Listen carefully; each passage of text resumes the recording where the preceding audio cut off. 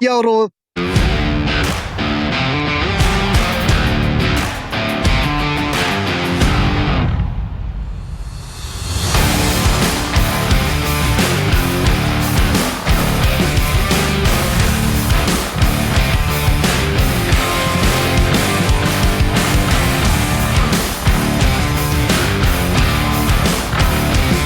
Did you just fucking throw up? Yeah. How can you tell?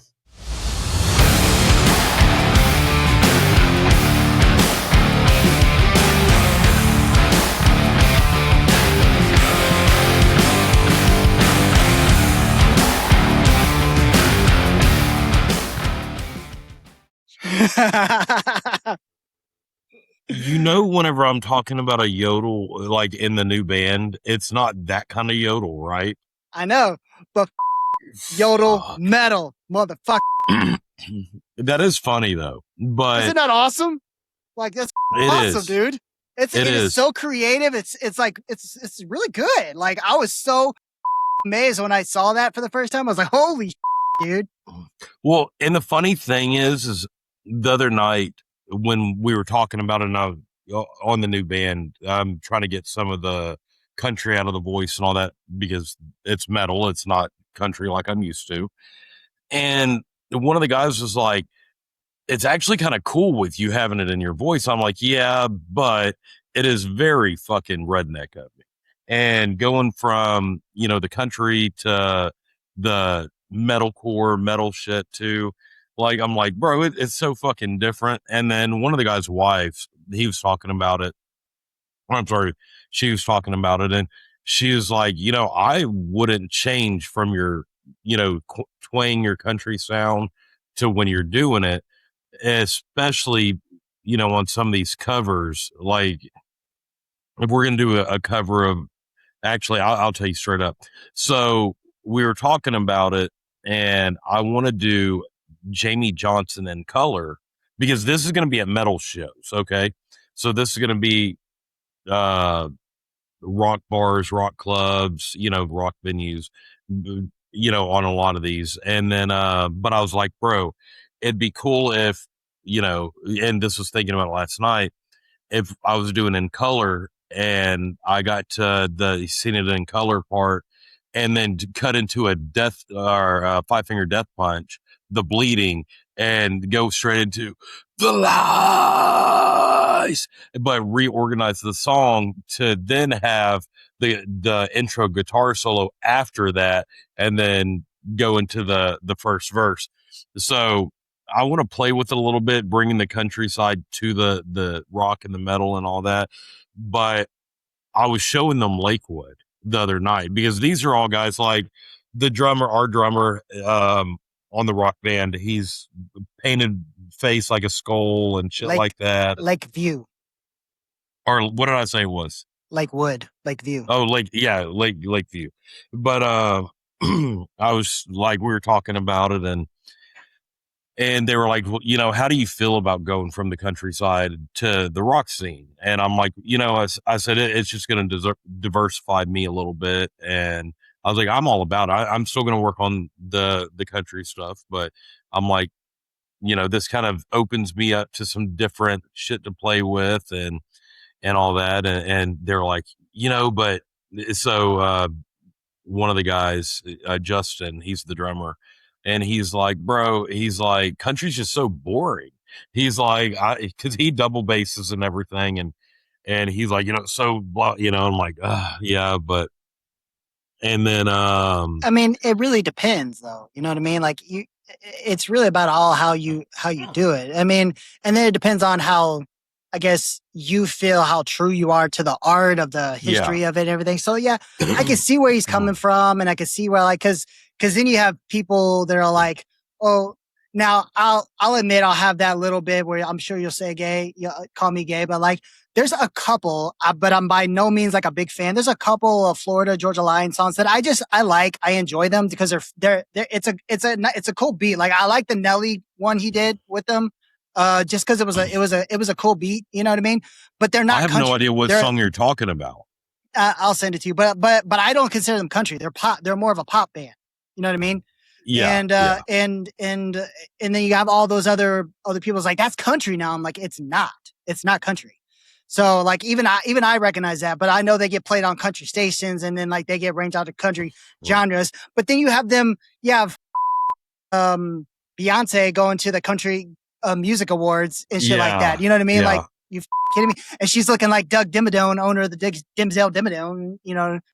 Oh yeah. But yeah, it's just ridiculous. Which that's why my country isn't that kind of country. There's a difference between the red dirt country and outlaw country, and that bullshit. That's like I know when you sing a pop.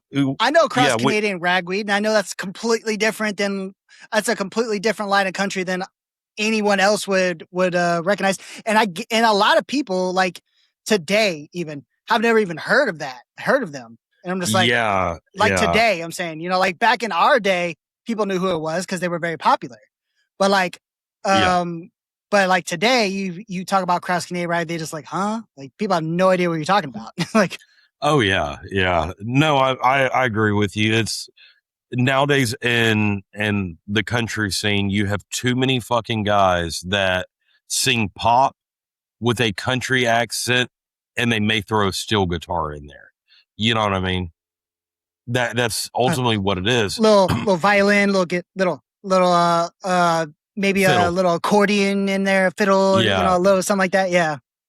But there's so many different genres of country now. You have your traditional, you've got your red dirt, you've got your pop country. Well, now you've got everything down to like the metalcore country, like country metal, baby. Lakeview, and then Hardy. Yeah. You've got Co Wetzel's doing everything from like a regular red dirt country to like a punk country. I guess you could put it, and then you've got guys like, what is it, Sam Donald, that's covering Nirvana and System of a Down and shit like that. So no, it's changing a lot. The culture is changing, but me, that's why I'm going to separate the country side of it to the, rock side, the metal side, because whenever I say rock, like this isn't like Nirvana rock or anything like this is Five Finger Death Punch style, like metal. So it's different. My throat is so burned out because of like trying these screams and shit. It really opened my eyes to see how skillful this shit is when you're trying to, learn how to do it for 8-10 hours straight. And it's just like afterward, you're like, I need honey. I need this lemon tea. Like, man, my ass is going to look gay as walking into Whole Foods, being like, where's y'all's tea at? You know what I mean? It's like, but no, it's different. It is so different. And it's such a learning curve that I'm here for. Like, I'm all about it. Get some of that throat numbing.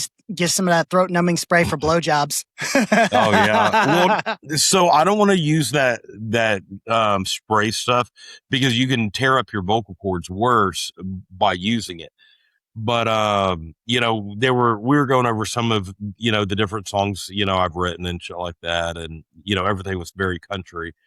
And they were like, man, like everything is so well put together, like, 100% on the songs. They were like, have you ever written a rock song? I was like, no. I was like, I have not. So we're going to get together and, probably next time we get together for, practice everything and working things out and probably sit down and work on some metal songs, learn how to do it. I've got some ideas, some concepts that I'm like, you know, like I want to try it and make things a little bit different. Like I want to do one like about a toxic relationship, and like when you leave the relationship, it's like you're over this bitch, but it like call it "Hate You Loud," like because I've already kind of got the melody in my head, but I'm like it's still coming out country. Like I got to change this. So yeah. So I know I mentioned last episode, took the kids back already, but over the last couple of weeks at their summer camp up here at the YMCA, right? Um, I had a real good proud dad moment that I was raising my son right. You know what I mean? Oh shit! What is that? And so he would go. I would take them to camp every morning before work, right? Because it is literally right around the corner from my job. And he would have his phone with him, because he would get some of the kids' phone numbers so he could stay in contact with them and everything. And he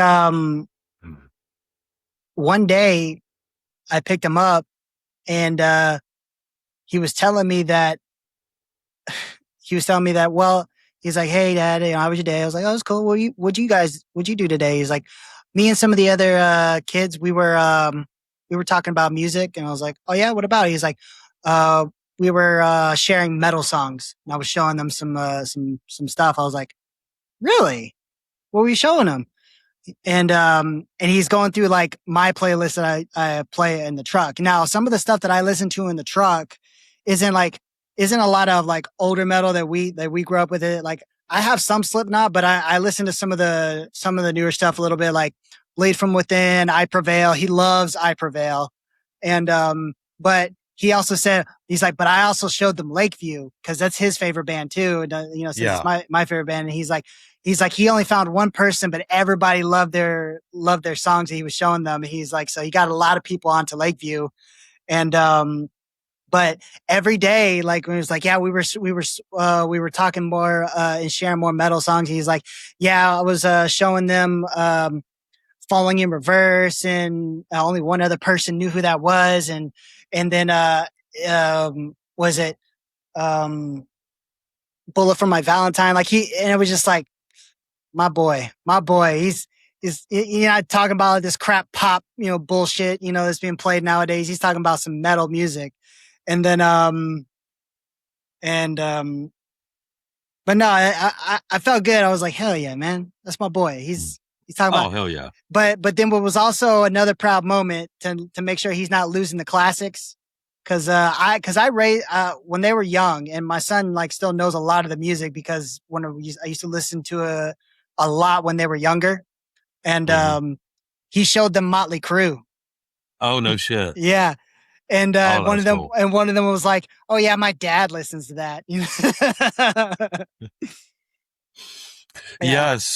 So whenever me and this other group started talking and figuring things out, they asked me because they knew I'm coming from the country scene and all that, and he's like, he goes, how familiar are you with metal? Like, and I'm like, I said, I like metal, and and he's like, oh, okay. He's like what bands? Like he doesn't know what I'm gonna be considering metal because I'm like, he knows me of a cowboy hat, the starch jeans, all that, cowboy boots.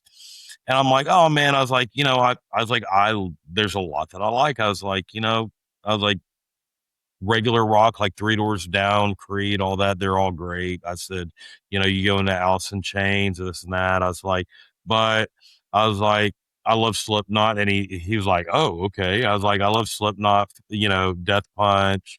I was like, Pantera, Cannibal Corpse, Hate Breed. And he looks at me and goes, what? He goes, you are very diversified. I was like, yeah, I listened to a little bit of everything. I was like, to me, I was like, to me, I was like, look, I was like, I just love music and the artistic and the emotion of it and all that. I was like, so I see the benefit of everything. I was like, there might even be some. I said, there's even some rap out there that I like. I said, not broadly. I was like, especially not newer shit for the most part. I was like, I was like, I can with Tech Nine all day long. Like I can throw Tech Nine on and just let it go. Like especially that strange music era. Like bro. Yeah, So dude. they were just like, what the like you are listening to all that? I'm like, yeah. I was like, yeah. And I was like, and I started telling him, I was like, oh, bro, I love this song and this song. And he's like, man, you don't even like, it's not even the main hits that you're liking. Like, you like those deep cut shits. I was like, oh, yeah, hell yeah, bro. Man, was it in June when I was in last time I was in San Antonio, whenever I was there for Grace's ballet recital. It was a weekend that I came back with them to bring them up for the summer, but it was also the weekend of her ballet recital. And I I went there on a Friday, and I was downtown. I was staying downtown because the recital was close to downtown. So I was staying down in a hotel downtown, and I walked to Dick's Last Resort to go get some dinner that night. And I was sitting upstairs at the bar, just chilling. And Dick's, bunch of assholes. They don't give a but that's fine. So I was just chilling, and they had music playing, but they were playing who what's the name of the band? Drowning Pool. They were playing Drowning Pool, but the first album before the lead singer died, the original lead singer died, right? But they weren't playing, the single from the album Bodies. They were playing it was a deep cut from it. It was one of my favorite songs from that first album, but what was the name of the song? God damn, it's gonna drive me nuts. Hang on, let Oh, me look. I think I know what song you're talking about too. It's one I think it turned into a single, but it was never their top single. Hang on. Drowning Pool first album. Hold on, while you're looking that up. Yep. Uh, I think I found it. Uh, Tear Away. Okay, that's not the song I'm thinking of. Hang on, I'm verifying it really quick. I'm tearing away. Oh, wait, that might be it. That is a good one. Yeah. Mhm. Yeah. Yep. I don't care about anyone else but me. Like when that song Yeah. came on, I was like, God damn, you doing some deep cuts up in here. Like this is even like a hit. Like it's a great song, but it's not even a fucking hit from the album. You know what I mean? Like they didn't play that Oh, shit on the yeah. radio. But it was such a good song, dude. Okay, I'm going to show you a song real quick.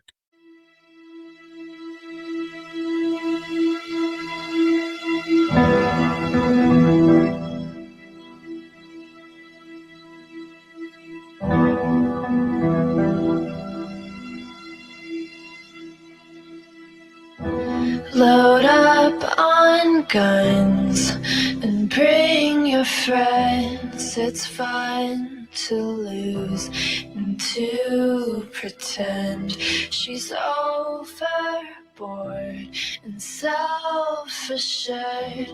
Oh no, I know a dirty word. Hello, hello, hello, hello. Hello, hello, hello. With the lights out, it's less dangerous. Here we are now, entertain us. I feel stupid and contagious. Here we are. That's pretty good. I had to pause it on my. It's not bad. And who's honestly, I give credit for a pretty decent cover for Smells Like Teen Spirit, just because, I give credit where it's due. And I think she did a good job, was actually Miley Cyrus. I've never heard it. So she was in so I don't know if you ever heard of, we probably haven't watched it, but the Black Mirror series on Netflix. I know. Yeah, I know what it is. So she was in one of the episodes. Okay. And she was a singer, right? And one of the songs was like a cover of Smells Like Teen Spirit. Mm-hmm. And originally the cover of it was like and it was because of how the episode was set up. It wasn't like that was originally what it was supposed to be, but just because of the Black Mirror, genre of it. It was originally like a pop remake of it. But then when at the end, she did a cover in like a real rock version, like how Nirvana kind of did it, right? And she did a really good job. I honestly think she did a pretty damn good job of it. And she does, and she sings it on her tour sometimes. I've seen when she does her live tour. So I think she does a pretty good job when she does it. No shit. Okay, Look at this real quick. Hold on. This is another wild one.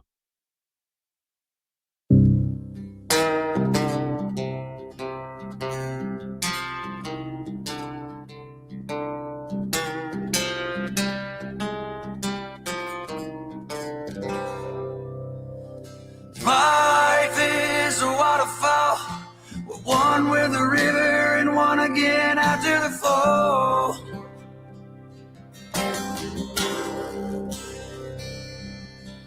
Swimming through the void, we hear the word, we lose ourselves, we find it all.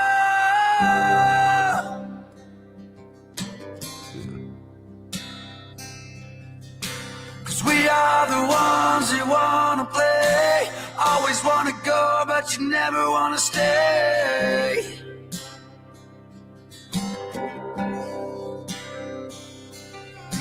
And we are the ones who wanna choose, always wanna play, but you never wanna lose.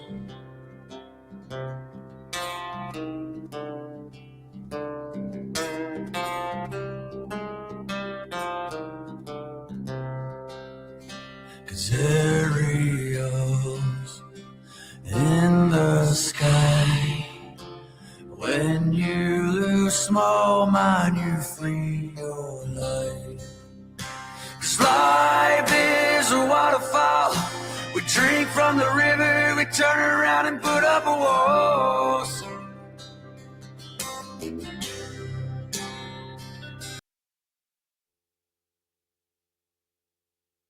Have you ever heard of Peyton Parrish? What's that? Have you ever heard of Peyton Parrish?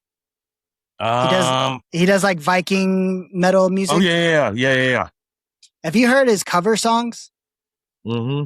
Like he does like Disney cover songs sometimes, like he'll do whatever.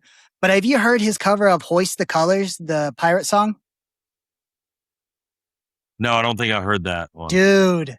It's because it gets real metal rock to it, dude. It's so good. Here, let me show you. Like I play this in my truck. It sounds so good. No Who's the one that does the Thunder Rolls? The rock version. I don't know. That's a badass version.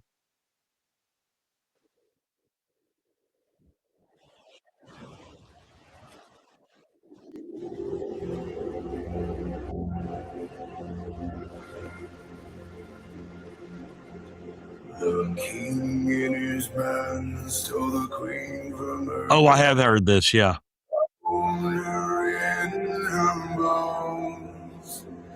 The seas be ours, and by the powers where we'll roam.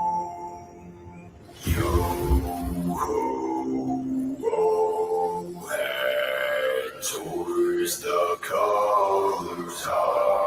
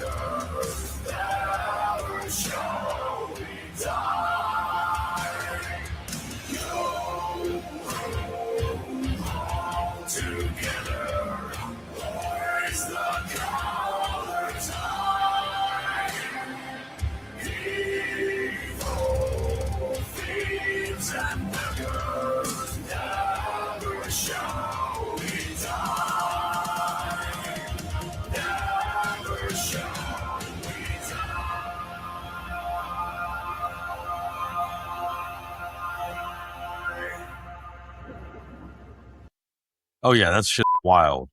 Well, and his voice, so like good, dude. Well, and his voice, like, and we were talking about it the other night, but some of these guys, when they're in their head voice or their chest voice or whatever, and the tone that they're coming out with, like I'm a deep bass baritone, but some of these guys, how they're doing it, like Alex Terrible and all I'm just like, holy. Which I'll say this, like, I had to get on YouTube and I'm like, I don't know how to make some of these noises with my vocal cords. And I'm like, how do you warm up for this? And then I'm like having to learn up all these different warm ups and shit like that before. And like some of them were like really weird that I never even thought of. And I'm like, oh shit, that's cool. But after you get done with them, like your voice is even deeper. And I'm like, this is so weird. But yeah. No, there's some good stuff. And you mentioned Alex Terrible. I love watching him sing songs like from our childhood. Like I watched him sing "Dig" by Mudvayne. So good. Oh my god! Did you see him do what Korn song did he do? It wasn't Blind. It was maybe it was. No, it wasn't Blind. I don't remember what song it was, but he did one of the Korn songs, and I'm like, holy. Actually, Korn just redid an Alice in Chains song that was phenomenal. Speaking of cover song, I typed in Alex Terrible because I was going to look up that Korn song. He did "Eye of the Tiger" 10 days ago. No shit. Yeah. Some of it. His voice is wild. And at his show, he'll do a complete mic shut off and do the terror scream. Yeah, it's so loud. God. It's like, how do you amplify your voice like that where it just projects? All right, today is a special one. You guys, if you want to support me, buy this awesome mask or t-shirt or whatever.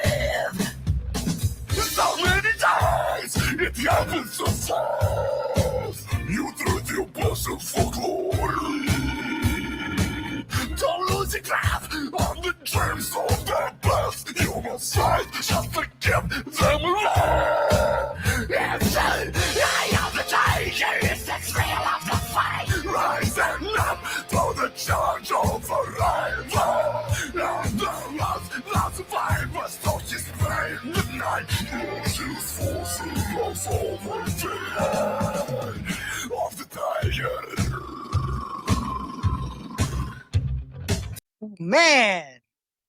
Oh my It sounded like he was taking a rip off a bong at the end of it. Yeah. like he had a weird metalcore vibrato. Like that was wild. That's nuts. Did you ever hear the cover of Last Resort from Falling in Reverse? Yeah. He did so good. I agree. Because that was before he got big too, right? No. This was after because so they were coming up, right? Mm-hmm. But this was after Watch the World Burn, which blew them up very big. Yeah.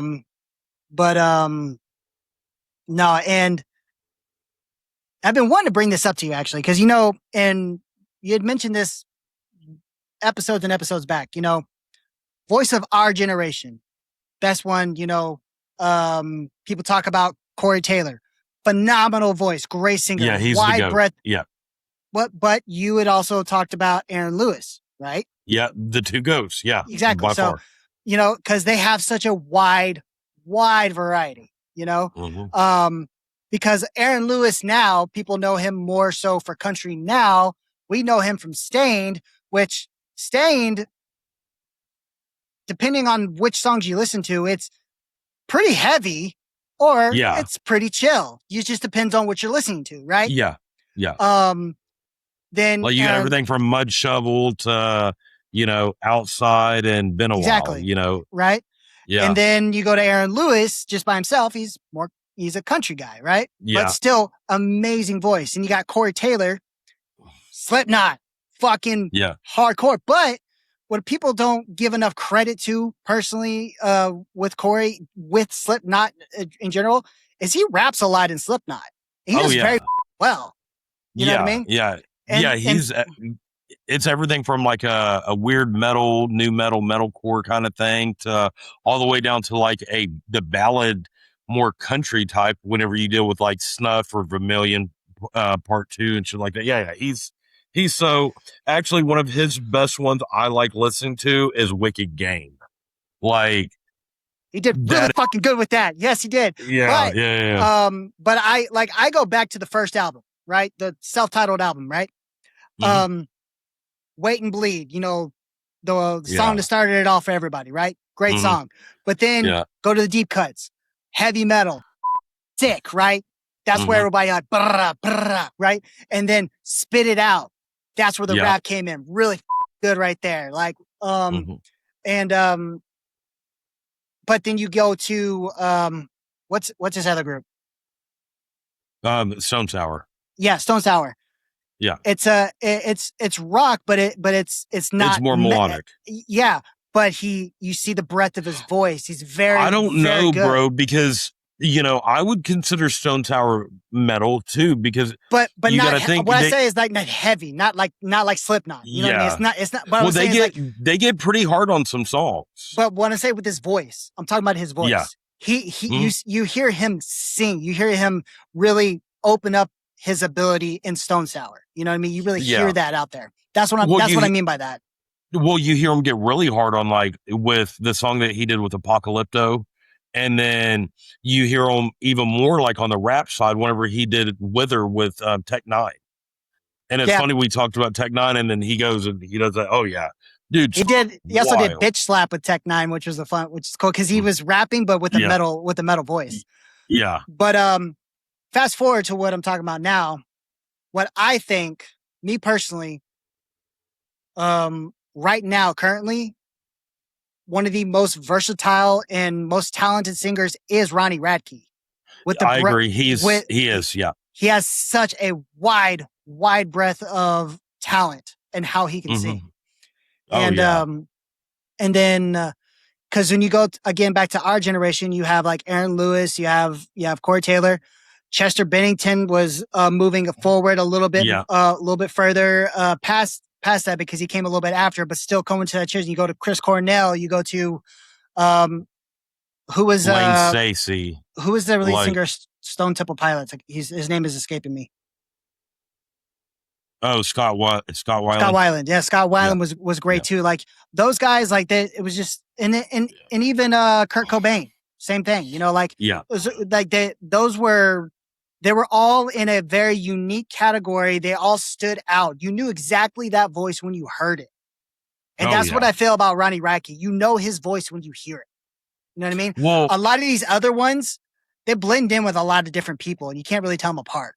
Yeah. Well, they were showing me some other bands. So like when you get with a new band, one of your big things you do before you ever start cutting your own tracks is you start doing some covers. You learn how you play together, all that good shit. And they were showing me some Motionless in White. And I had never heard of the band. Well, I had heard of the band, but I'd never heard any of their songs or seen anything. Man, that dude's fucking wild. How he throws his voice and his fucking range on different. I'm like, God damn, like he's just different. Like different. Kind of like Alex Terrible. Like Alex Terrible is just different. This fucking dude with Motionless in White was fucking different. And I was, I don't know, but yeah, man, music's wild. Did you see, and I don't know if you've seen this because I don't know how much you follow music. So have you heard of the metalcore band Southpaw? No, I mean, I would say maybe. So with me, you want to know, you'll probably hate me for this. You want to know how I find a lot of my new metal music nowadays? TikTok? I'm never on TikTok actually. Okay. Is, social media. Social media, because like I'll ad for a song will come by and be like, I really like that, and I'll go download it real quick. Yeah. And I have no idea who they are, but I like the song. So yeah. So let me tell you this about this fucking Southpaw band. Really good band, metalcore. They were set up for all these festivals over the next coming months and next year and all that. Really good. They just got dropped from almost every one of these festivals and all that because you know how it is where you've got, fans and shit that have like merch companies, apparel companies. They send you shit and all that stuff. You throw it on and you wear it because some of the shirts or hats or shit might be pretty fucking cool. So there's this apparel company called Curb Stomp. They do like if you see a lot of the shirts, I've heard of them. Yeah, it's like Curb Stomp a pedophile or this, that, the other. Well, apparently put your teeth on the fucking curb. Yeah. Well, so apparently they're super, I guess, aligned with, Nazis and shit like that. Like, I guess that's the thing. Well, so, I mean, when you think about where that term kind of came from American History X, I mean, yeah, but you got to remember, fucking Derek fucking Vineyard, he fucking was a racist, and then he goes to prison, and he's not a racist no more. He gets reformed, but yeah. But are they saying that like that's like I guess they actually espouse to that, the company does, like actually apparently apparently they've got some apparel with like fucking it's Curb Stomp MFG is the name of the apparel company. I already looked them up. I looked up a lot of their clothing and shit. After like finding out about this shit with Southpaw. So the dude from Southpaw didn't know anything about that, but they've got this badass, like the logo that's on the chest of some of these fucking shirts. It's kind of fucking badass. And it looks very metalcore. So, they the drummer had put out this picture of him like talking about the new album or something a couple months back, and he's wearing this. Well, then people realized what shirt it was. They fucking canceled this dude on like across all social media, all these different rock agencies, like metal agencies, promoters, all that are like, fuck them. We're not dealing with them no more. And they even came out and said like, hey bro, we didn't know anything about, we've got cultural, multiracial people in the band. We're not racist. Like, what the fuck are you talking about? Like, y'all are dropping us off of everything, but we didn't know. A dude sends us a shirt. We get a package in the mail. We open it. We got cool fucking merch, like looking merch in there with a skull or wearing like a fucking helmet on the breast pocket. And, now we apologize for offending people, but that's not what our intent was. But yeah, these motherfuckers, all these other bands are coming out and like, we're not working with them. We're not going to be on a festival lineup with them. They get dropped off of fucking everything. Okay. So here's what this is it's kind of funny, but, what aesthetic and merchandise Aesthetic and merchandise themes. Designs incorporate. Now, this is just from a Grok search, guys. Okay, so this, I mean, for all I know, this might actually be on the website for all I know, but aesthetic and merchandise themes. Designs incorporate SS style lightning bolts. Oh, yeah, they did have that.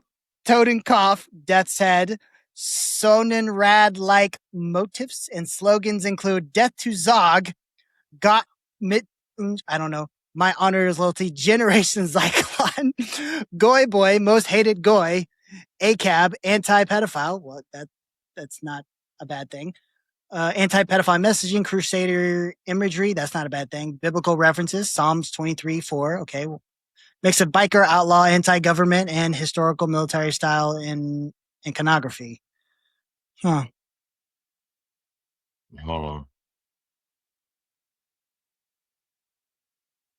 Damn, I can't find it where I was looking at it the other day. I was going to pull it up and show you. Oh, look, they're mentioned on the ADL. Go figure. Really? What's it say? Basically what I just said, sharing Nazi propaganda and shit. Hmm.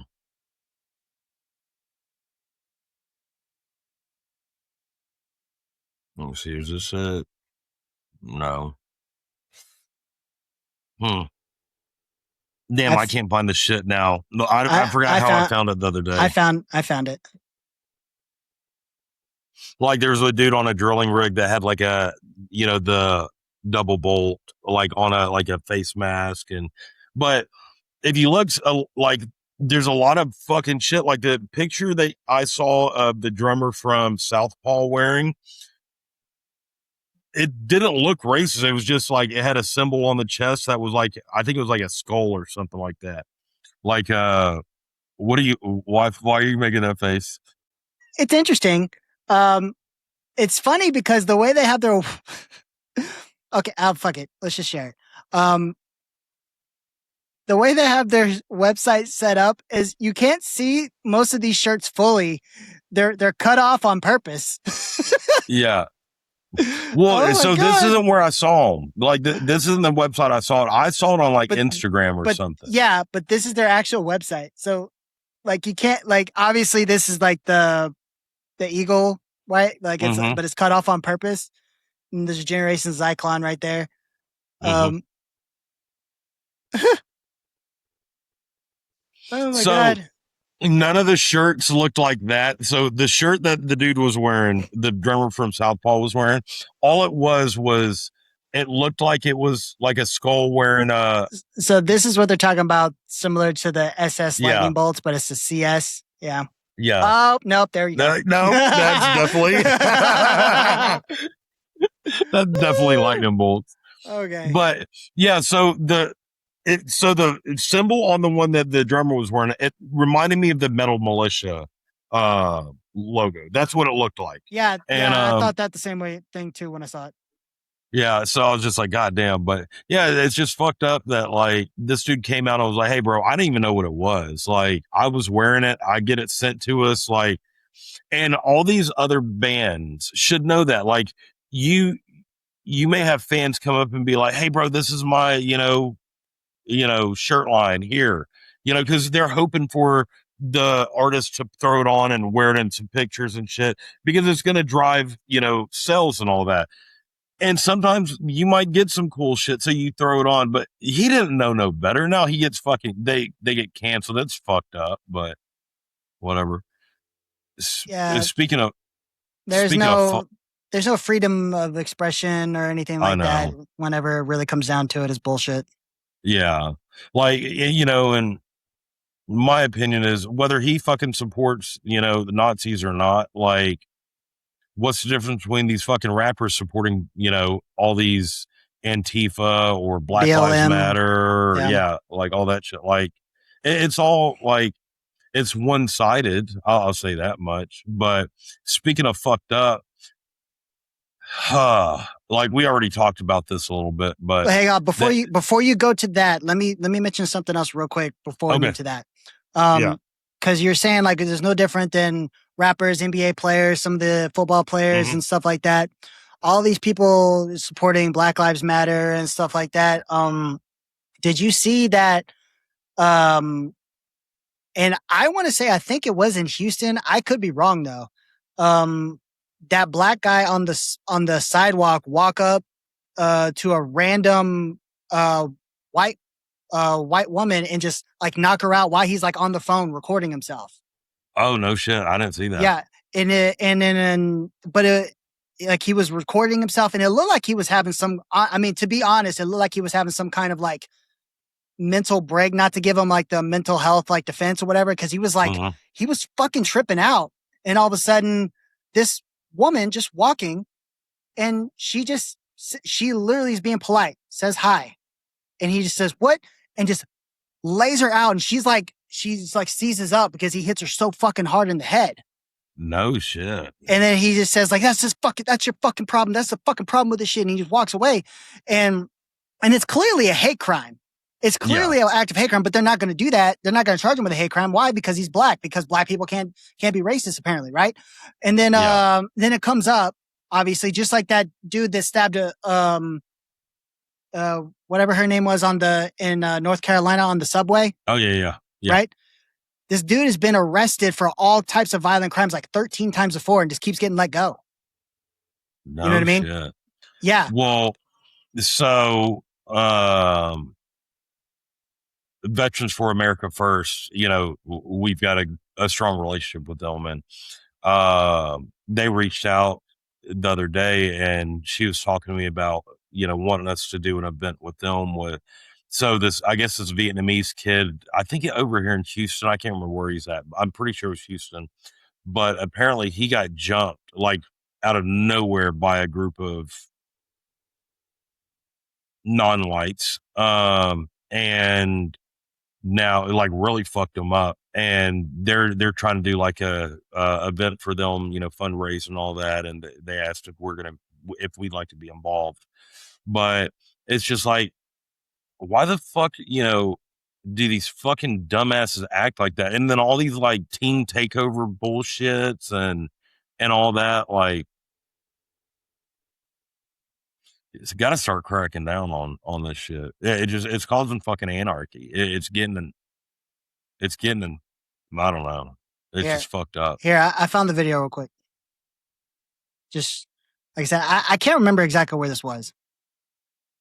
Nigga. That's the real issue, nigga. That's the real issue, nigga.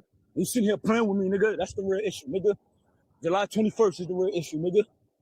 July 21st, that's the real issue. Nah, don't wave to me. You still talking? You still talking? Say Elijah! Say Elijah! Elijah, my son! Motherfucker, you playing? Fuck you, bro, nigga. So with that McDonald's shit. So that McDonald's shit, bitch. You wanna run, bitch? You wanna run, motherfucker? Huh? I bet you run again, motherfucker. You said something else? You said something, motherfucker? You said something? You playing, nigga. You fucking playing, nigga. What's up with that McDonald's shit? You Donald Trump, motherfucker, and that other motherfucker who raped my son Elijah, I'ma fucking kill you, nigga. Give a fuck, nigga. You heard what the fuck I said, motherfucker. Shut the fuck up, nigga. Huh? Shut the fuck up, nigga.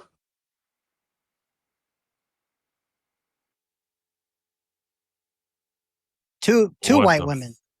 Knocked one out, probably has a severe fucking concussion, and then try to attack another one. Yeah, did you hear her head hit the concrete? Like, and then he kept fucking attacking her. Yeah. Like, and it's just ridiculous. Like, until, and I mean, you and me have already talked to this. Like, we, on its face, hate crime is a bullshit term. Like, crime is crime. You should all be treated the same. But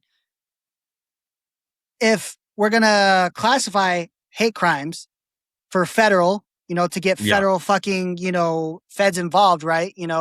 Then these fuckers need to be held accountable for federal fucking crimes just like us. Okay? Yeah. You want equality, bitch? Fucking have equality on it, motherfucker. Yeah, that's That shit'll piss you off, bro. Like that. Like, and I'm going to say this with no fucking regret. This is the shit that makes you racist.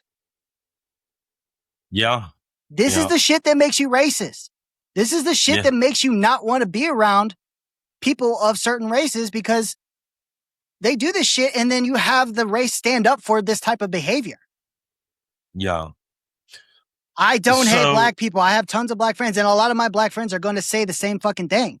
But it's just, that's this type of stuff that gets dismissed and like, oh, well, you don't know what he was going through. I don't give a flying fuck what he was going through. You don't dismiss when a white person is going through something. All you say is racist, bigot, this, fuck you.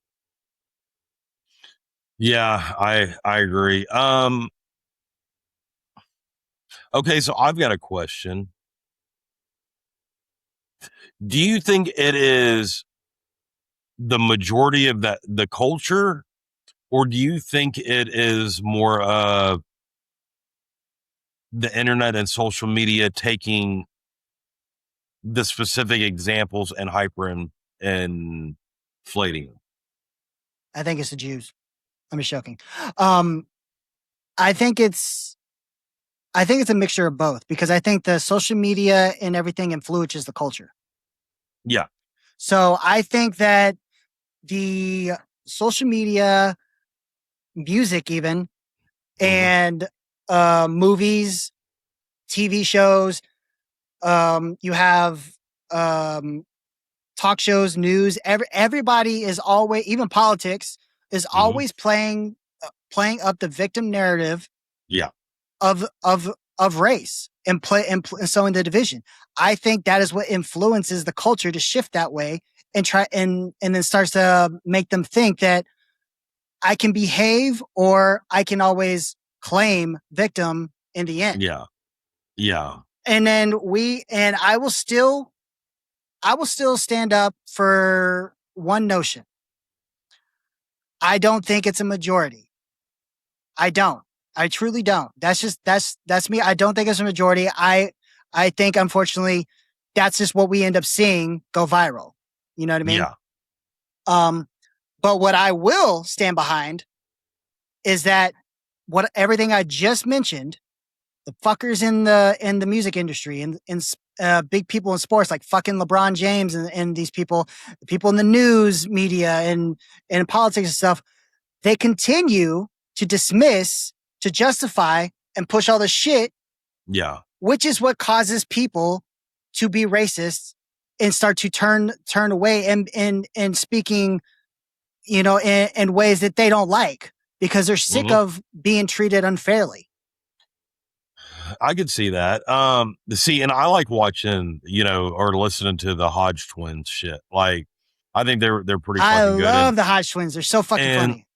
And like all that shit, like, well, he's just following the stereotype, right there. Another stereo. Like, man, I fucking love that shit, motherfucker.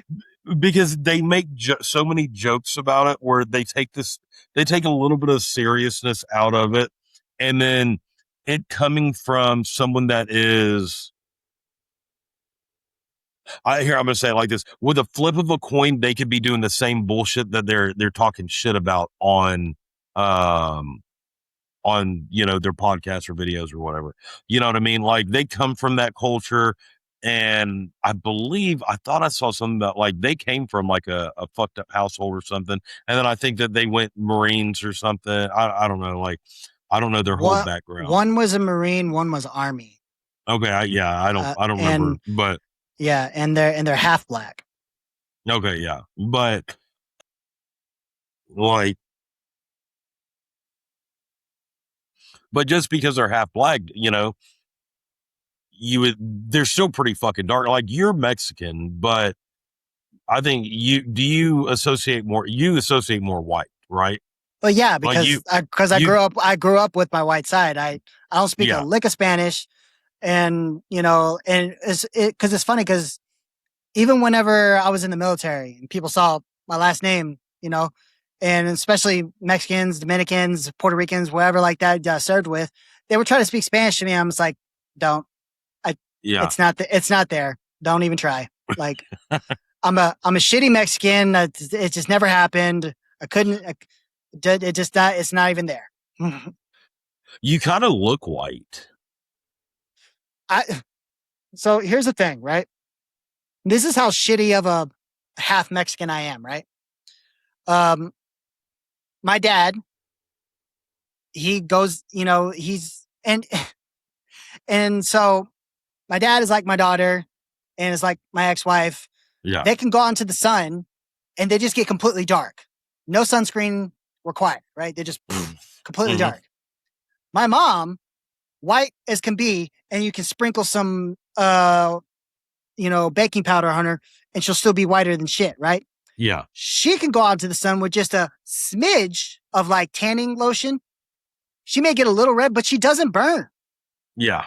Me, if I don't put on SPF 100, I'm a fucking lobster in 30 minutes. Yeah. That is why, like, I don't go. That's why I fucking hate being outside, honestly. Like, we have a pool. You want to know? I haven't gotten legitimately in the pool since we moved in because I fucking hate being outside. And when I'm at the beach or I'm like out fishing, whatever, I wear a fishing shirt that's long sleeve with a hood and everything because I fucking hate being in the sun. I am a nightmare when I get sunburned. Yeah, see, and I get dark as fuck too. Like, I get super fucking dark. You are such a weird Mexican. It's just funny because like neither my mom or my dad like burn like I do. So I don't know where the fuck I got it from. You got some weird fucking genetics. Like you got that fucking dominant recessive gene. Yeah, and it's probably from Mimi, honestly, because she burns like shit. You know what I mean? But it was just so funny, like, because like I have to cover up, dude, because I'm a fucking nightmare to deal with when I'm sunburned because I just sit there and I'm just like, don't touch me, I'm not moving. Just go give me a fucking bathtub of aloe vera. Fuck you. You should just start calling her abuela.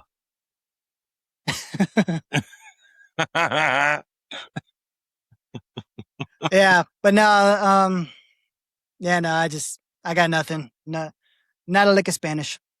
Yeah, but no, I do like, but like back to what I was saying, I do like how the Hodge twins and what's the black guy that drives the big white F1 or F350 that says white privilege on it? Joel Pratt, is that his name? I know who you're talking about. I can't remember his name though. But I know you're talking. And I love, and the reason why I really love that F-150 because it has orange interior and orange is my favorite color. Yeah. So I'm like, fuck, I want that goddamn truck so bad. Like, I think it's a F350. It is. It's a jacked up F350. It's a badass fucking truck. Yeah, because it's got that any level lift and all that shit on. Yeah, that's a badass truck. But no, it's like it's just funny that you've got some that take the culture and they make such a mockery out of it, and like any of the blacks that I know, like that I'm tight with and shit like that, like they're normal like that. And I guess because I'm not around, like, yeah, I guess if you go to the mall, you see some act like little fucking turds and shit like that. It's mainly these young ones. And I can't figure out if that's more of an immaturity thing or if it's, you know, I don't know. I don't know. But like, I've got, neighbors around me that, like across the street, my closest neighbor, he's in an interracial marriage and, he's black and cool as shit, sweet as fuck, like nice dude, and then you've got some that it's like, God damn it, this motherfucker won't pull his pants up again. Cause we got shit like that. And I live in a very, very nice neighborhood. And, it's fucking wild. Like that's why I wonder: is it like a mixture between? Is it the majority or a minority, or is it just social media taking instances and blowing them out of the water, out of proportion? Like I said, I do think it's a minority and I know people will be like, 30%, 30%, does this type of, the statistics. But I think when it comes down to the statistics of it, right, I think you have a lot of repeat offenders that get come out. So that's where like they make up a lot of those statistics of doing bad shit that gives a lot of people a bad rap, right? And and I think that's unfortunate. You know what I mean? Yeah. Because everybody should be held individually for their own actions. But again, what I said earlier, what sucks and what creates a lot of, I think, animosity towards a culture, towards a race even, is when you have people of influence, of notoriety coming out and justify it and dismiss it. You know what I mean? Mm-hmm. And I think that's where the problem herein lies. Mm-hmm. I can agree with that. Hey, I wanted to say thank y'all to our sponsor, Patriot Pouch USA. Hey, they gave me this really beautifully put together, well thought out ad read, but y'all know that's not me. I'm going to be me through and through, no matter what. I'm a lifelong Copenhagen user. I love that shit. I've done all the other stuff, the Zens, the Oinks, the whatever else you want to call them. I'm never really a fan. Y'all have heard my stories. Hell, I always thought they were gay. But if you want to put something little and white in your mouth that's not gay, grab you some Patriot pouches. They're phenomenal. Best flavor I've had of any of these pouches. Honestly, it's better flavor than the Copenhagen. I'm really loving that We the People wintergreen. Orange We American, really good, especially, hell, drink some tequila with it. The Freedom Frost. We got that Liberty Mint. All of it's really good. They wanted me to say some stuff like it was non-Vasco something, Euler or something. Man, I can't even say the word. All you got to tell me is that it doesn't hype my blood pressure. It doesn't make your heart get the fucking fluttery goddamn shit. I'm loving the shit. They're made in America by Americans, created by Patriots for the Patriots. And I'm not talking about the football team because fuck those Patriots. Go give them a shot. They got these really cool 4-packs. You can try one of each of them. I would do it. Go give them a shot. These aren't gay. Drop in DP10 at checkout for 10% off your first order. Again, that's Patriot Pouch USA. Go check them out. Thank y'all. Back to the show. Speaking of fucking accountability, now let's go into that fucking chick that we started talking about. Yeah, I had Destiny look up the case and she was fucking floored. Appalled. So what we're talking about is, so there's a lady out of Alaska. She is a surrogate. So she went through an IVF clinic. A family that was unable to conceive utilized her as a surrogate mother. They had a private conversation because, you know, when you sign a contract through the IVF clinics and all that, usually they don't let you alter it for any reasons. They just use a generic one that they have. It's to protect themselves. So what had happened was, that's his Texas. Yeah, because she's trying to move to Texas. So what had happened was she had talked to the host parent or whatever, the ones that went through the IVF, and they had the conversation about abortion and everything. And they said, no, we're not going to have any abortions. We're going to, unless absolutely we have to. So 5 months in on this pregnancy, through an ultrasound, they find out that the fetus has left heart syndrome. And it's a situation where one of the sides of the heart chamber are much larger than the other. And it is correctable, but it can be terminal. So essentially, when the baby's born, they have to have a surgery. They correct the heart, and they have 2 more surgeries after the fact. Real quick, Destiny didn't confirm, but she thinks that her niece actually had that, and she had the surgery when she was born. She's perfectly fine now. Mm-hmm. Yeah, so it's actually fairly common. So come to find out, this child has left that they've already given a name to. So the child has a name, Gabriel. So the fetus is named Gabriel. It's a little boy.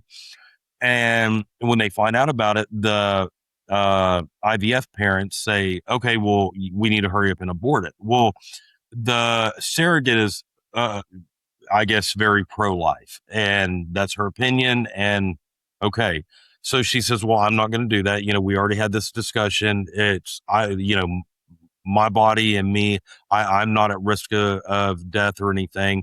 But if you don't want this baby because of the potential complications and the surgery and everything, here's what we'll do. I will either, keep the baby for myself, or my brother and sister, or my brother and sister-in-law or whatever, have said that they will adopt the child, and we'll take care of everything. No ties to you. You don't have to worry about it. It is what it is. So this IVF family gets pissed off. They file some different shit. They try to sue her for $250,000. She bucks at it, and she drags her feet. So she almost goes through the abortion because she doesn't want to get, sued to death. And they end up going so the IVF family goes to California. They file a lawsuit in California to state that she has to have that child in California, which the California completely sided with the IVF family, said, oh yeah, that's, you can force her to have it here.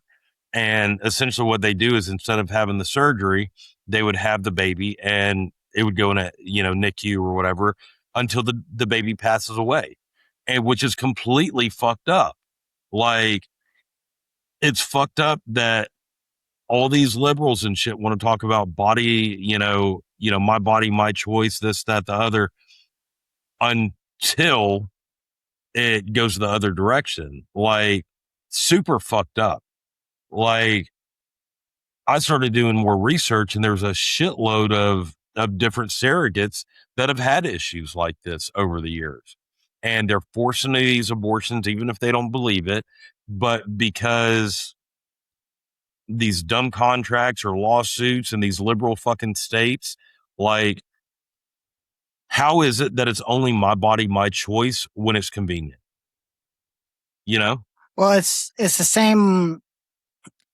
I compared it kind of to the same argument of like whenever it was only my body. It's only ever my body, my choice for abortion, but it was never my body, my choice when it came to the vaccine. Yeah. Yeah. You know what I mean? No, you're right. But you can go further down that rabbit hole because, you look at it like that. And now if they're saying, okay, well, that's my biologics put into that surrogate. Then you got to open up to the point of when a father can make that choice. Then can a father turn around and say, okay, well, I put my seed in that woman. She's required. I don't want that baby. And it's partially my genetics. It's my genetics in there. I want an abortion. I want her to have an abortion. Like, because right now, if a woman wants to have an abortion, they can, and the man can't do or say anything about it. So in retrospect, I think that also it opens up the category of, if a man says, well, I don't want you to have that abortion, I'll keep the baby. Like, can they force that woman to have that baby? Like, it's a weird scenario. Like, it is a super weird situation. It's fucked up. Like, first thing is shame on that fucking IVF family. Second is, yeah. And what's still particularly weird to me. Now, I'm pro-life. I give an exception for abortion, for life of the mother, life of the baby, and I'll even give an exception for rape and incest, just because, like, it's one of those things of like, I think it's a pretty minor rape. I think because look, we've already seen rape of a child. Yeah. But and if you're gonna have a rape of an adult, you really need to investigate it to make sure that the woman isn't, doing a false allegation. Because we had a full podcast on false allegations. We know how those work. But what I'm saying is, like, because even Charlie Kirk, I've personally known people that were product of rape, and that the mother went through with it. It's just one of those things of like, it's a choice, and a mother chose to fight through it and end up having a great kid, So again, it just really depends on, how the person. But I can concede on like those three things, right? Life of the mother, life of the baby, and rape and incest. But we all know, and this is not up for debate. Like, really isn't, because when you look at the statistics, there's really no fucking arguing that 99% of abortions are because women just don't want to deal with it because Carelessness, they don't want to deal with the responsibility that they're the irresponsibility of having unprotected sex or not being on birth control, or the fact that it's just one time and it only takes one time, and now they just want to use it as a method of birth control, right? Mm-hmm. So it's really not up for debate. I don't care what any woman says. And that is where, and on top of that, like that was one of the things that I was happy about Roe v. Wade being overturned, because now we don't have the federal government. Well, kind of still do in some ways, like really funding it. You know what I mean? Because we should take all taxpayer money out of that shit, because if you want to do it in your state, allows it, you come out of your damn pocket. Okay. Like stop mooching off the taxpayers. You know what I mean?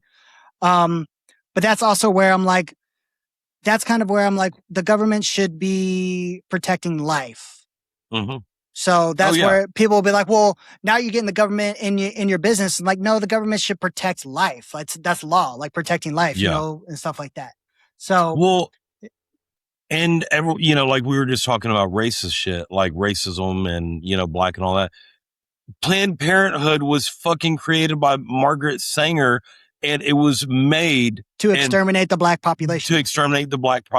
That's why all the Planned Parenthoods, or the majority of them, were put in very impoverished areas, high poverty, areas that high, African American areas. It was put in those areas for a fucking reason, as eugenics, like to control the black population and ultimately genocide. But you've got so many, and the weird thing is, historically, a lot of the African American or black population is Democrat, and they all support this shit, but it's no different than the fucking KKK being fucking, Democrats as well, and all that shit. So, yeah. And, cause even Charlie Kirk, used to speak on that. There's more black babies aborted in New York City than there are born every single year. Yeah. That in itself is a fucking tragedy. I wonder how many are swallowed. Oh, God damn it, dude. Shut up.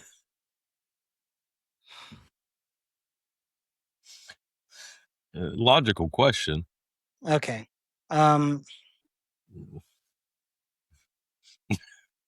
I fucked you up with that one. You just can't stay serious for more than 2 fucking minutes. I can. Like, no, honestly, this one really pisses me off. Like, and it rightfully should, because it's just, and I didn't even get to the actual point I was trying to make originally. What really pisses me off about this family, the surrogate, the family that paid the woman to surrogate, the IVF family, yeah, is that they're wanting to abort this baby from a condition that is treatable, fixable. Yeah. Granted, there's always a risk. You can't always say like this is 100% done. Doctors can't ever do that, but it's extremely like lower. It's lower risk than many things. Like again, not that I would agree with it. It's not like it's Down syndrome. I still wouldn't agree with aborting a baby with Down syndrome, because it's not the baby's fault, Yeah. And it's it's not like it's like being born like with no arms and no legs, and you're gonna have to name it Matt. But it's just one of those things of like, it's a very... How come... hold on. No, motherfucker. You can go 2 minutes without taking anything seriously. You just call him fucking no arm, no leg. Call him Matt. You fucking cunt. You call him when I love how you noticed what I said, like after 30 seconds. But you know what I'm saying? That they're choosing to kill a child off of something that's extremely treatable and fixable. And to me, that's just fucking selfish as shit. And they're evil people, and I just they shouldn't have a child.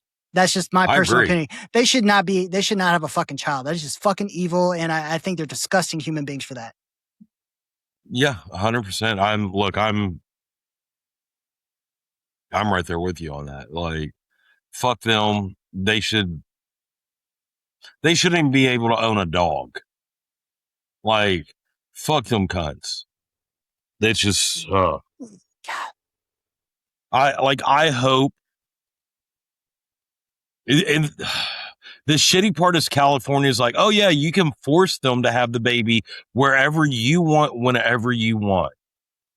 Like the same state that's all about woman's choice is like, oh no, but on this one, we can force her to come here to California, have this baby whenever you want, and do whatever we want to this baby, i.e., let it lay in a fucking INCU until it passes away because you did not get the surgery that it needs. Like how? Like I'm trying to think about this logically. Like let's play this through. Say that somehow this poor woman has to go to California, has the baby's put in a incubator, and the doctors let that baby die. Yeah. When they are capable of saving this baby. Yeah. How is that not like malpractice, negligence, like let because it's born. It's a technically a person by fucking California law because it's out of the womb. How is that not like murder by a doctor essentially? You know what I mean? Yeah. Well, beyond that, you're also talking about the same state that they can do late term abortions where. Yeah, but you remember we talked this through. As long as the full body head doesn't come out. Yeah, as long as they don't come out of the canal fully, and they clip, was it the spinal cord or whatever like that? Yeah, which is God, just fucking evil like in itself, right? Like a 9-month-old baby, it comes out, they bring it out breech, so that the head doesn't come out. They clip the spinal cord. Like that's a full, like you can pull out, cut the fucking umbilical cord, and the baby's alive. Yeah. Like no, for fuck's sake, that in of itself is ridiculously evil. But now you're talking about fully delivering it, leaving it on the table, and letting it die.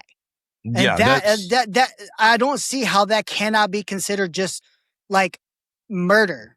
Yeah, think of because with the heart not pumping properly and all that, it's essentially going to suffocate itself. You know what I mean? It's going to suffocate because it's not getting the proper blood flow and, oxygen in its blood and all that. Like, fuck. These are some evil fucking cunts, bro. Any doctor that allows that, like, what is it? Professionally, what am I trying to say? They've got a Hippocratic oath. Yeah, but I'm trying to think of the word. You know what I'm trying to say. But like any doctor that allows that, conscious, on their conscience, knowing that they're supposed to do whatever they can to save a life, doesn't matter where they're at what point in time, whether it's newborn or 99, 100 years old, whatever, unless they have a DNR at that age, right? Like any doctor that fails to take action to save that life should be disbarred and thrown in prison for the rest of their life. Yeah. Like lose their medical license. Yeah, not disbarred. Sorry. Lose their medical license. Like there is just no fucking excuse. There's no reason. There's no way to justify letting a baby die on the table after it's fully born full term. Yes, fucked. It's fucked. And that goddamn IVF family should get fucked. Like, and they should be charged. They should be charged complicit. Like, child neglect. Child neglect, and I would say probably accessory to murder, because they didn't tell the doctors to save the baby, right? Because it's on the doctors to save the baby. It's on them. Yeah. They allowed the baby to die, so they're charged with murder. The parents not instructing the doctors to murder, they should be charged accessory to the murder. And here's my thing about this. Like, at what point is, like, what if the baby lives past 2 days? Do they have to say, oh, now we have to start feeding and taking care of it? Because that opens up a precedence of saying, oh, well, I've got a baby with this defect and it's 3 months old. I'm just going to keep it in this NICU. And, Yeah, they're going to start considering 4th trimester abortions. Something like fuck, bro. Well, I was just reading an article, like going through all this and looking at all this shit. So I guess the youngest preemie ever born that survived, he graduated college. Like it was like 22, 23 weeks, right? I don't know what it was, how young he was, but he just graduated college or some shit like that. Like that's fucking early. This baby is in her womb further along than that child was, or that kid that just graduated. She's past the point of when the youngest preemie was born. Yeah, and put in an incubator that survived. So, you know, medically, you know, speaking, like she could be cesarean, brought out cesarean and put in an incubator. Already do the surgery probably now. You know what I mean? But it's again. I don't see how this can. I don't see how this can morally stand. Yeah, like it's unfathomable. Like to the mind that that there's doctors that would allow this. It's just insane. and if I remember right, I think I was reading that Alaska. You know, because they tried to put it in court in Alaska, and they essentially said, "We're just not going to get involved. Like whatever California says, fuck Alaska. That's stupid. Yeah, like, and Alaska's supposed to be a conservative state. Like, really? That Alaska just wants to throw their hands up because, like, sorry, we don't want to deal with it. Like, no. How about you fucking stand up for your citizens? Like, what is this shit? But yeah, so I saw that, you know, she wants to come to Texas. She wants to start having all the medical care and everything done here. And, you know, if she was smart, she'd fucking get down here now, because I think that if she filed a lawsuit here in Texas, I think Texas would side with her. And essentially, I believe she would get the protection of the state then. Well, I mean, you saw the Texas Tribune that I brought up. It seems like, you know, Paxton's already getting involved. So I don't know. Yeah. Speaking of Texas, real quick, sidebar this. Did you see that Abbott has now come out and said that he is not going to approve any more data centers or data collection centers here in Texas until a full review of the power grids and water fucking systems and all that are done? Did you see that? Approve any more? Like anything that's been approved and all that, from what I was reading, it says everything's at a halt. Nothing can continue until a full review over the power grid, the power system. And he said something about that they need to pay their own way, and that they need to, the infrastructure surrounding, like all the power and all that they need to build that infrastructure around them if they want to be there. Yeah, that's a play on words, and he's fucking with everybody when he says that. See, that's what I was wondering. Like I saw it and I was like trying to do more research on it. You want to know what it means? I can tell you what it means. What? So what he's saying, donate to my camp, or you're not going to fucking. What he's saying is when he says they need to pay their own way, that is a little, it's like a half truth, right? Yeah. They won't receive, for the most part, Texas funding to, you know, whatever like that. They'll fund their way there, but they still get all the tax breaks. So it's not really like exercising anything less from it, right? Which they still get massive tax breaks. Okay. 2, the building the infrastructure around them. Okay. When you're saying like, quote unquote, like the whole, they need to bring their own power or whatever like that. Bring their own power is not a thing. Okay. I don't know why he keeps saying they need to bring their own power. Unless they're building a mini nuclear reactor, there is no such thing as bringing their own power.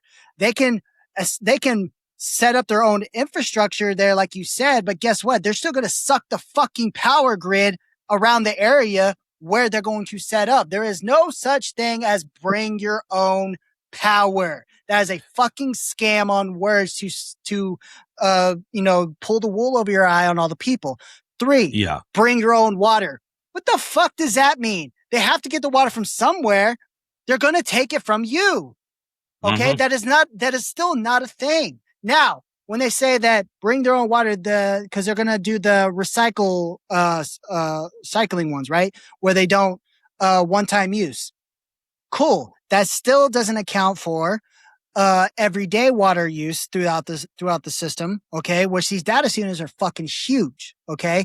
Now, they'll have the cooling systems recycle. It still take upwards of 500,000 to over 1 million gallons of water to fill that initially, and then you'll have the everyday use water throughout the entire facility, which will still suck from the main system, okay.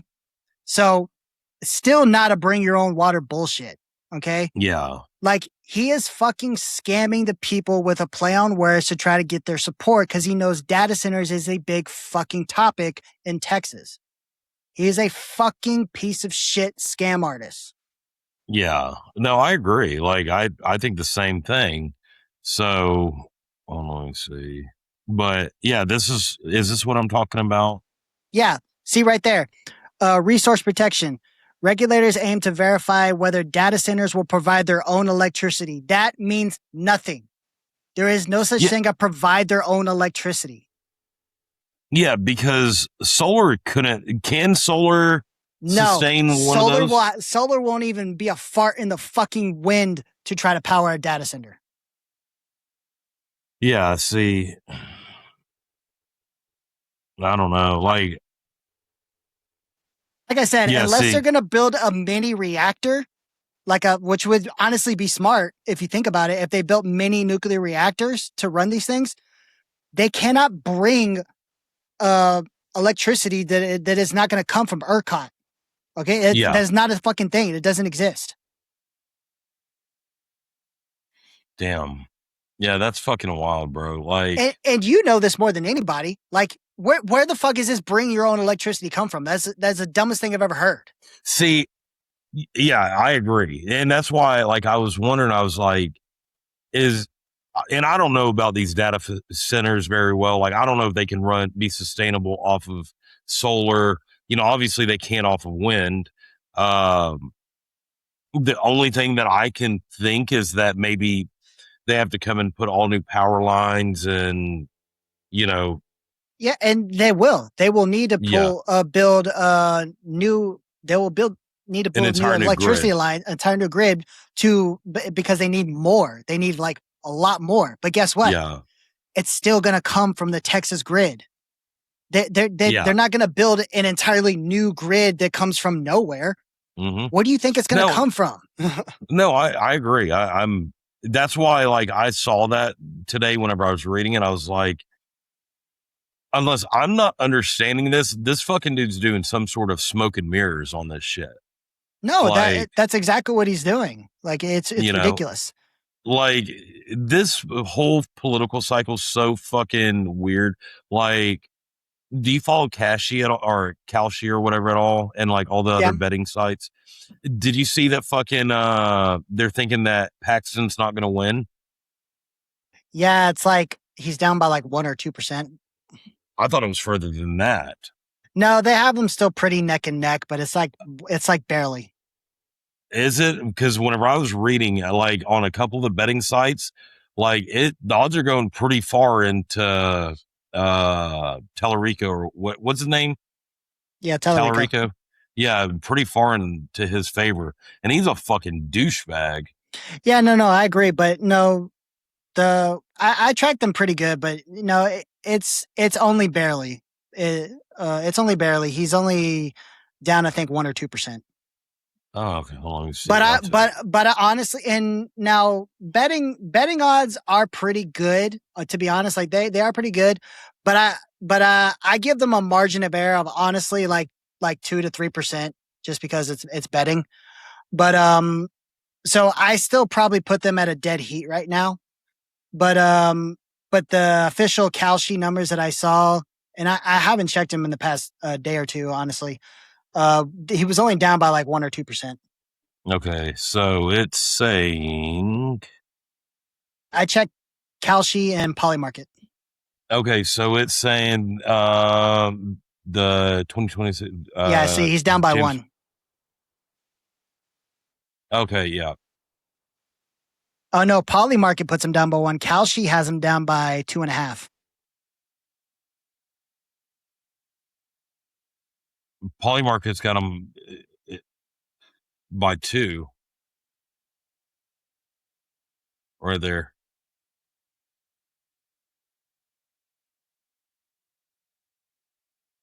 You think he's gonna have an upset?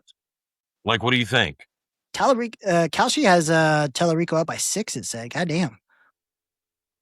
I'm telling you, like, but like I said, when you look at Polymarket, it has him closer by like a split by 2 or 3. That's what I'm saying. Like I get the margin of error is pretty is a little weird. But and the reason fucking Paxton is losing his fucking spot right now is because he keeps going around with his fucking affair, his affair chick. Yeah, but look at this spread right here. Look at where it was at. Paxton was at like 80%, like over 80, almost 82%, and then it gets all the way down, so it gets neck and neck in, April. That's when all the shit about his affair partner started coming out. Yeah, and now it's crisscross. Like right here, it fucking crisscrosses. It's like, god damn. Which, look, do I think that we need to see some changes in the political scale in Texas? Yeah, 100%. I think right now we're sitting fucked up, and we're seeing the same old policies and agendas and ideologies, just with a different face. You know what I mean? I think we do need to see some change here, especially with this whole cannabis thing. Like, what the fuck? Like, yeah, definitely. It's a felony to get caught with a gram of fucking pot here, bro. A felony for a gram. Like, I know motherfuckers that have more than a gram and fucking shake on their floorboard. Like, shit's fucking wild. Yeah, I mean, forget about DC, but Texas definitely, just because.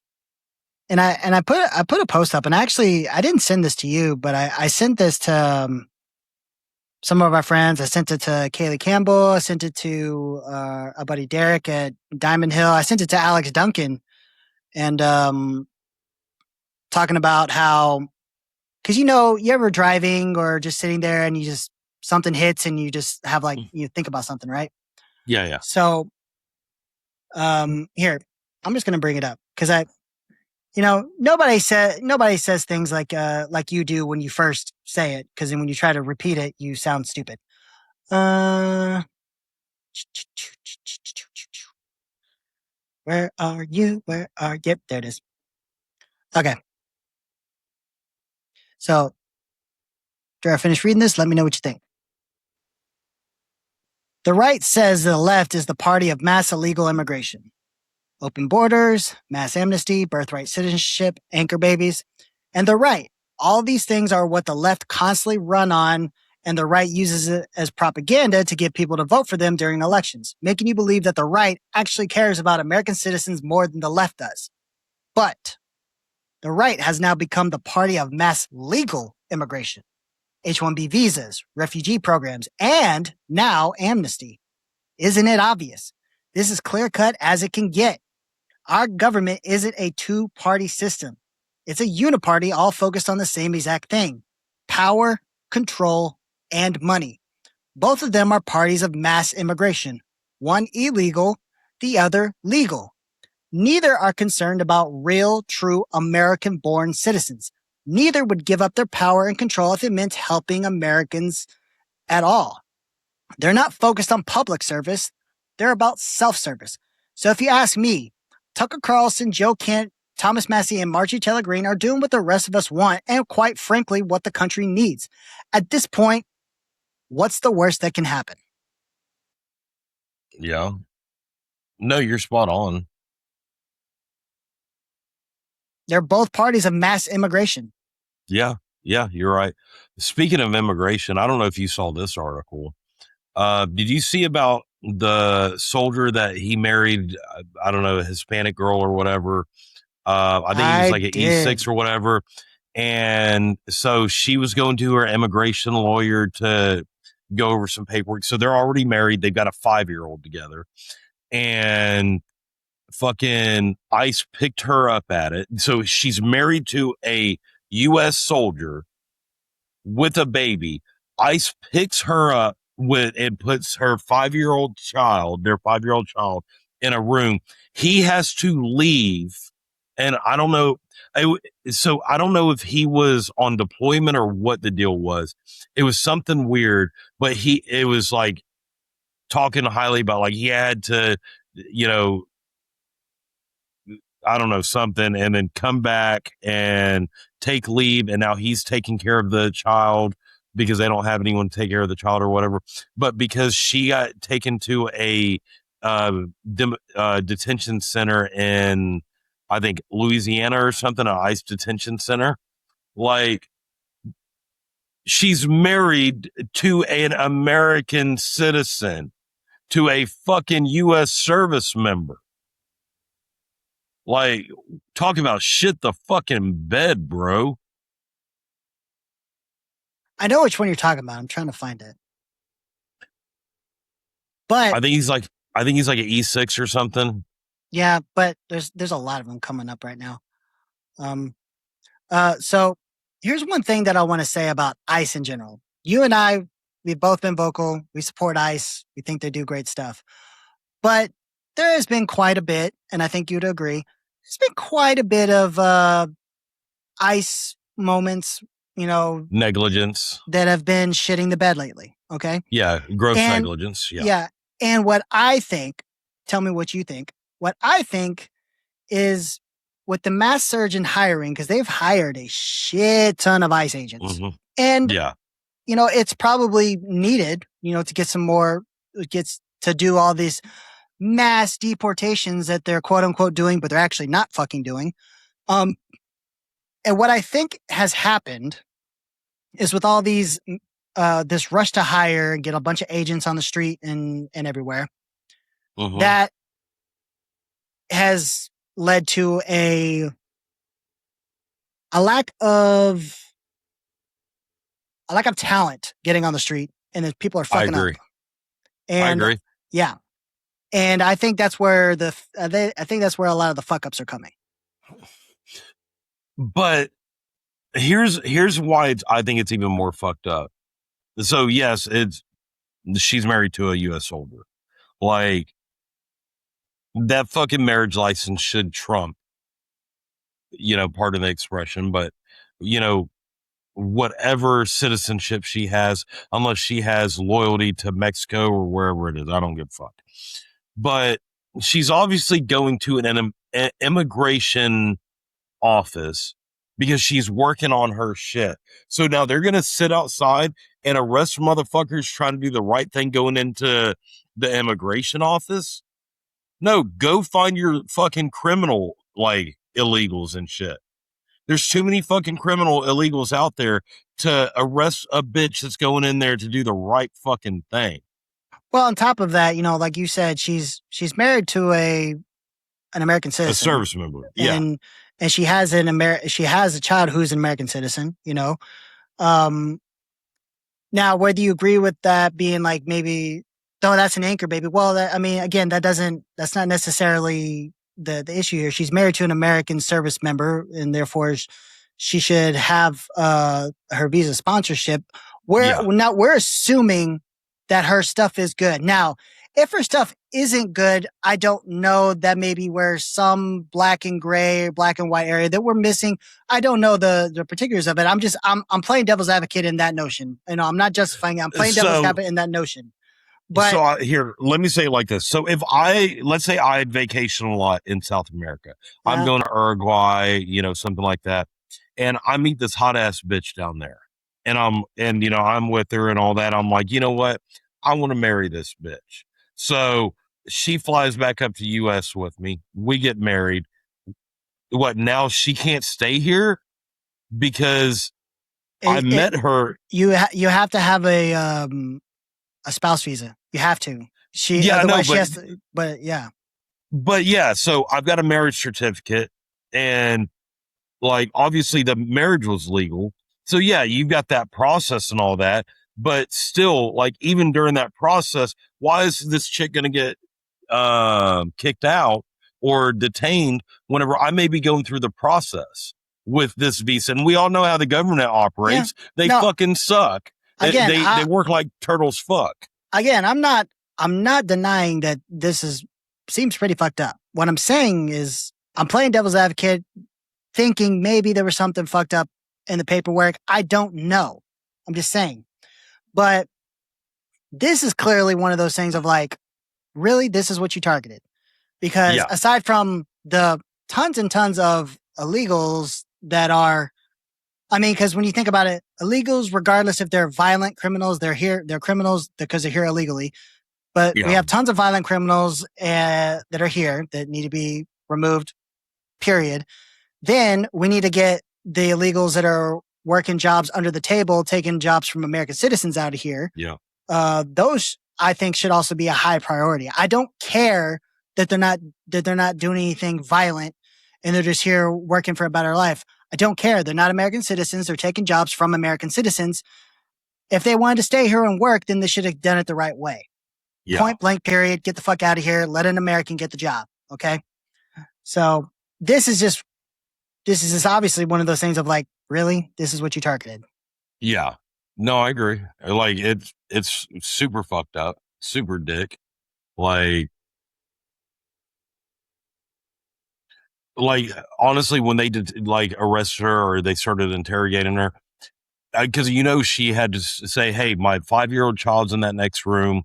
My husband's E6 serving with so and so on wherever Fort Bragg, Benning, Fort Stewart, wherever." And that's where they should have said, "Okay, do you have any proof of this? I have marriage license, and you can contact him or his command." Bro, she should have had a spouse's ID. Yeah. So they turn around, they reach out to his command. "Hey, we need to get in contact with him. Hey, are you married to her?" "Yes." She was walking into an immigration office to work on her fucking paperwork, and we picked her up. Is she really your wife? What is the problem with it? "Oh man, look, with everything going on, I had to go on TDY, or, I was deployed to here, there, or the other, whatever it is.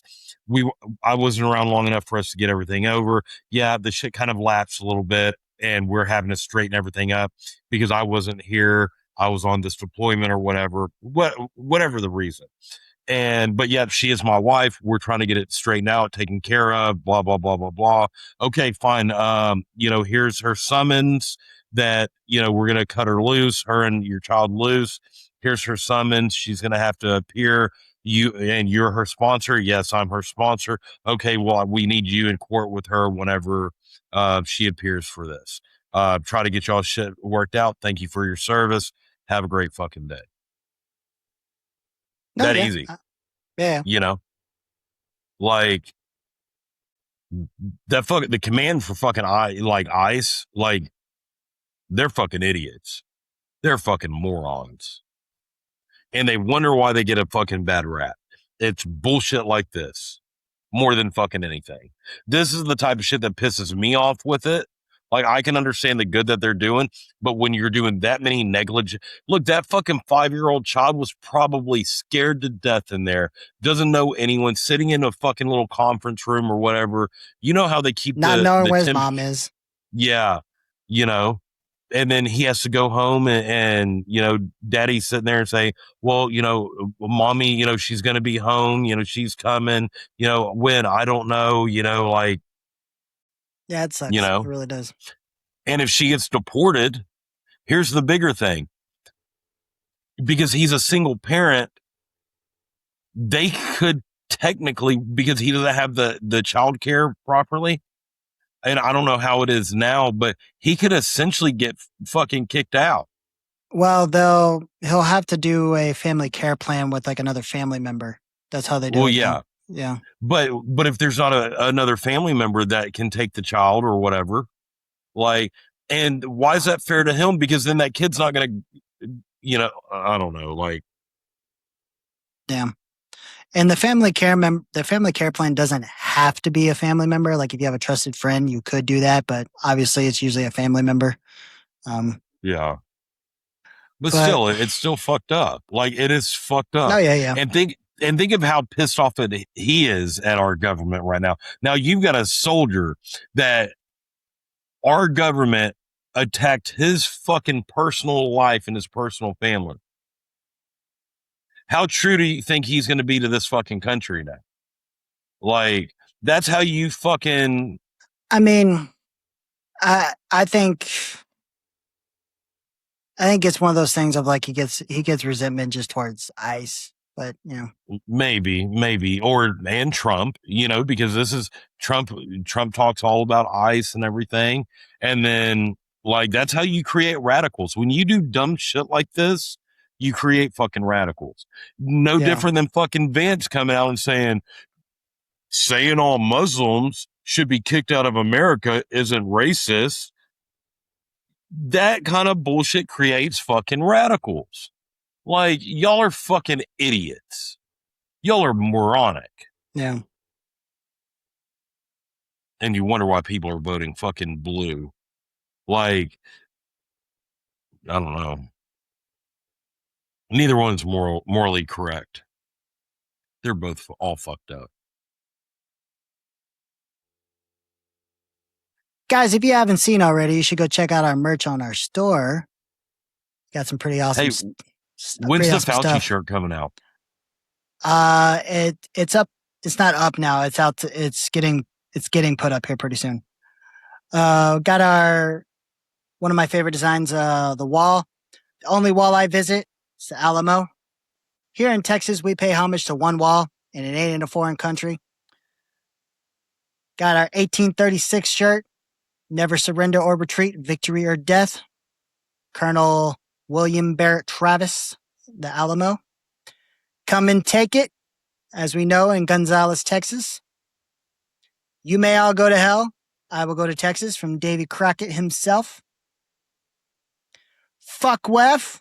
We hate the World Economic Forum because we do Texans over globalists. Texas forever. And fuck APAC. Foreign lobbyists are a cancer in our government and they corrupt our politicians, especially unregistered ones. FAFO, AFAO, baby. Fuck around and find out. America first, America only. Guys, go support Jen and Mac for Texas. Come get a shirt, okay? All the proceeds go to help for a campaign. And a new shirt right now, what we really love, General Patton. We've been fighting the wrong people. General George S. Patton, July 1945. Yep. And if you need something like Dusty to cover that bald spot, got our Texas Forever hat, got it in flat bill. We have our America Only hat, got it in flat bill. And we have them in a 5-panel trucker. Guys, it's awesome stuff. Go to our site, go buy. Support the channel. And Patriot pouches. Patriot pouches. PatriotPouchUPSA.com, DP10 in the checkout.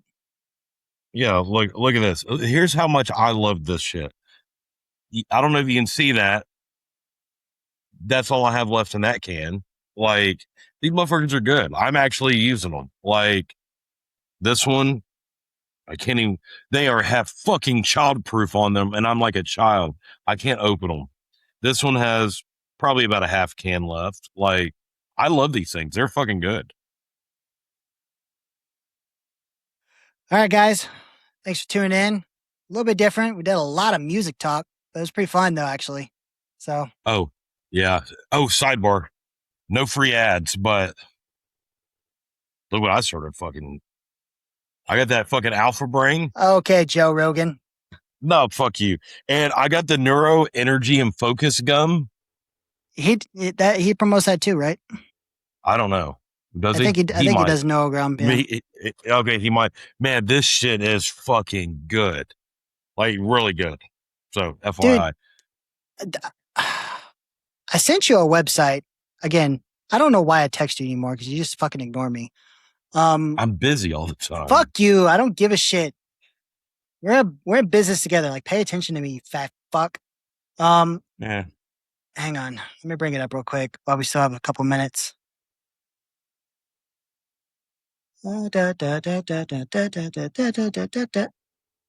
So you remember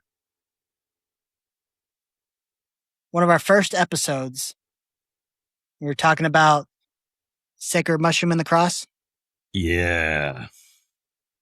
I found a site where you can buy a mosquito mascara. They sponsor the Julian Doria podcast. Are they legal here? Yeah, you can buy them. I wonder if it's like microdosing or if they're strong. They have microdosing. Well, I want the strong ones.